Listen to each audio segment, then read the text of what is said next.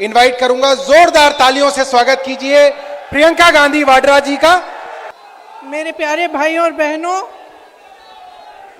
मुझे इंडिया गठबंधन की ओर से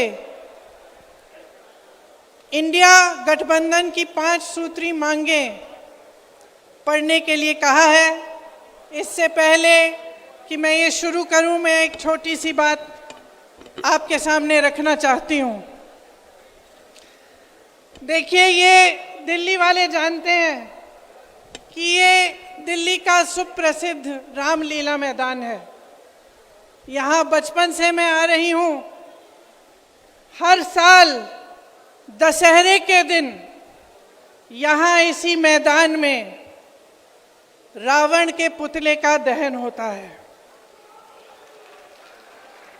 मैं छोटी थी तो अपनी दादी जी इंदिरा जी के साथ आती थी, उनके पैरों के पास जमीन पर बैठ के देखती थी। उन्होंने हमारे देश की ये प्राचीन, हजारों वर्ष प्राचीन गाथा जो रामायण है, भगवान राम जी की जीवन गाथा मुझे सुनाई। आज जो सत्ता में है वे अपने आप को राम भक्त कहलाते हैं। इसीलिए यहाँ बैठे हुए मेरे मन में ये बात आई कि उनको इस संदर्भ में कुछ कहना चाहिए। मुझे लगता है कि वे कर्मकांड में उलझ गए हैं। मुझे लगता है कि वे दिखावे में लिप्त हो चुके हैं।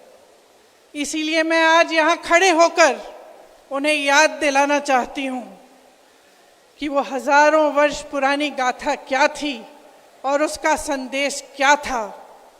भगवान राम जब सत्य के लिए लड़े, उनके पास सत्ता नहीं थी। भगवान राम जब सत्य के लिए लड़े, उनके पास संसाधन नहीं थे। उनके पास तो रथ भी नहीं था। रथ रावण के पास था, संसाधन रावण के पास थे, सेना रावण के पास थी, सोना रावण के पास थी। वो तो सोने की लंका में रहता था। भगवान राम के पास सत्य था, आशा थी, आस्था थी, प्रेम था, परोपकार था, विनय था, धीरज था, साहस था और भगवान राम के पास सत्य था। मैं सत्ता में बैठे हुए सरकार के जितने भी सदस्य हैं, अपने प्रधानमंत्री नरेंद्र मोदी जी को याद दिलाना चाहती हूं कि इस जीवन राम भगवान के जीवन गाथा का क्या संदेश था। सत्ता सदैव नहीं रहती, सदैव नहीं रहती सत्ता।